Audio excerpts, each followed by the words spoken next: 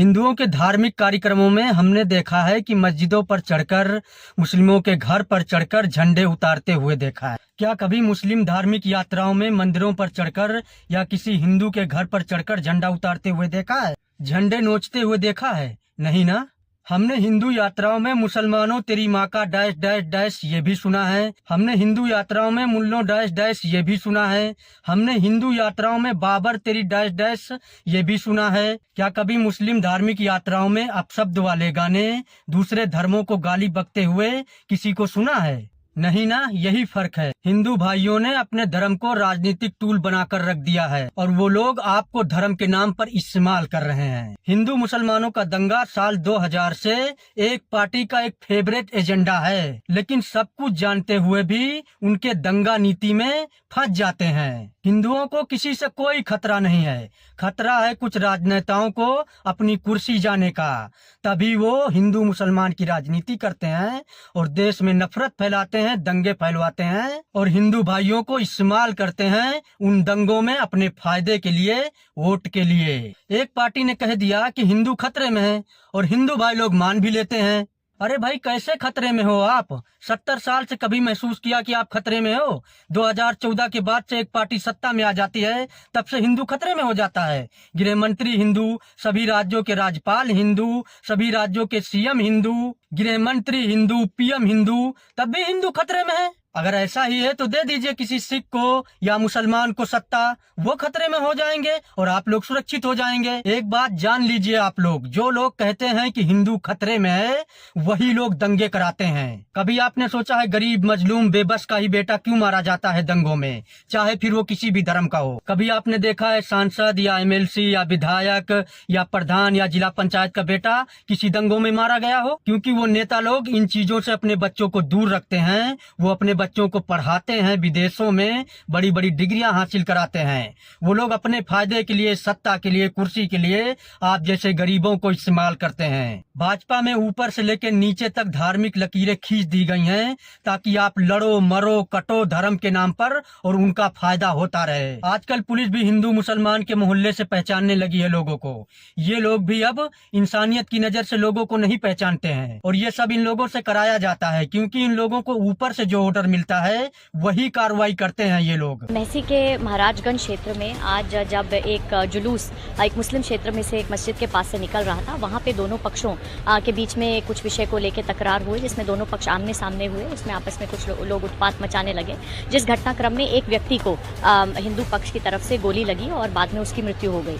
और ज्यादातर आप लोगों ने देखा होगा कि दंगे भाजपा शासित प्रदेशों में ही होते हैं। एक भाजपा विधायक शलभ मणि त्रिपाठी हैं, इनकी मानसिकता को देखिए। ये पहले एक पत्रकार हुआ करते थे, लेकिन ये भाजपा में शामिल हो गए तो आज इनकी भाषा को देखिए, इनके ट्वीट को देखिए। इनका ट्वीट क्या कह रहा है पत्रकारों के बारे में। ये भाजपा विधायक हिंदू मुसलमान से एक कदम ऊपर उठकर बहराइच के पत्रकारों को ही हिंदू मुसलमान में बांट दिया। अब इनसे ऊपर बैठे इनके बॉस योगी आदित्यनाथ पर चलते हैं। इन भाजपाइयों की सबकी एक जैसी भाषा है, नफरती भाषा। राष्ट्र से बढ़कर के कुछ नहीं हो सकता, कुछ नहीं हो सकता। और राष्ट्र तब सशक्त होगा जब हम एक रहेंगे, नेक रहेंगे, तभी नेक रहेंगे। बटेंगे तो कटेंगे। योगी आदित्यनाथ कहते हैं कि बटोगे तो कटोगे, एक रहोगे तो नेक रहोगे। ये इशारा किसकी तरफ है और किसको किया जा रहा है? और लोकतांत्रिक देश में कानून के रहते हुए कौन किसको काट सकता है? जनता ने क्या सरकार को चुनकर सिर्फ भजिया तलने के लिए रखा है क्या?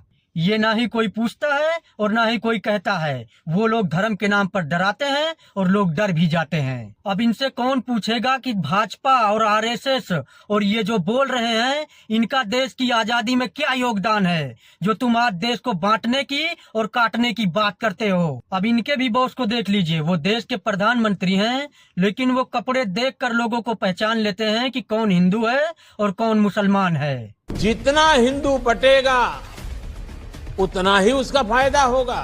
आप देख रहे हैं ना कि नीचे से ऊपर तक सबकी एक जैसी भाषा है। पूरे कुएं में ही भांग पड़ी हुई है। मंदिर में मांस रखकर दंगे करवाने वाले लोग कौन हैं? गाय के नाम पर देश में झगड़ा करवाने वाले लोग कौन हैं? लिंचिंग का जन्म भारत में किसने किया? धार्मिक यात्राओं में लोगों को प्रकोप करने वाले लोग कौन हैं? उत्तर प्रदेश में एक छोटे से बच्चे से भी आप पूछेंगे ना तो वो भी एक ही पार्टी का नाम लेगा। लेकिन आप कब समझेंगे? उसी बहराइच में अभी तक भेड़िए घूमते थे, तो उसी बहराइच के लोग एकजुट होकर एक दूसरे को बचाने के काम करते थे, क्योंकि उत्तर प्रदेश में 10 सीटों पर उपचुनाव है।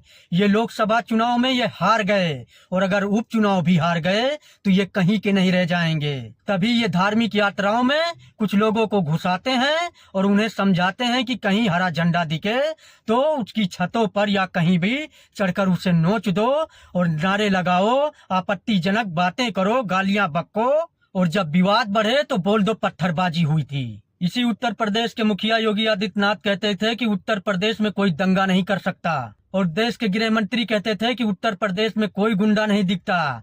तो फिर ये बहराइच में दंगे करने वाले गुंडे कहां से आ गए? दंगा एक दिन नहीं हुआ है, 2 दिन हुआ है, और सब यात्राओं में तो पुलिस साथ चल रही थी। तो फिर कैसे शोरूम, दुकानें, घरों को फूंक दिया गया? फिर कहता हूं कि बहराइच में दंगा कराया गया है चुनाव जीतने के लिए, और इन जैसे नेता अपने फायदे के लिए, चुनाव जीतने के लिए न जाने कितने गरीब के बच्चों को मौत के भेंट चढ़वाएंगे। इसलिए सतर्क रहो, होशियार बनो, और इन नेताओं से शिक्षा, विकास, रोजगार की बात करो, दंगे करने वालों की बात मत सुनो। और ये मेरा वीडियो किसी भी जाति धर्म के लिए नहीं है, बस आपको समझाने के लिए है।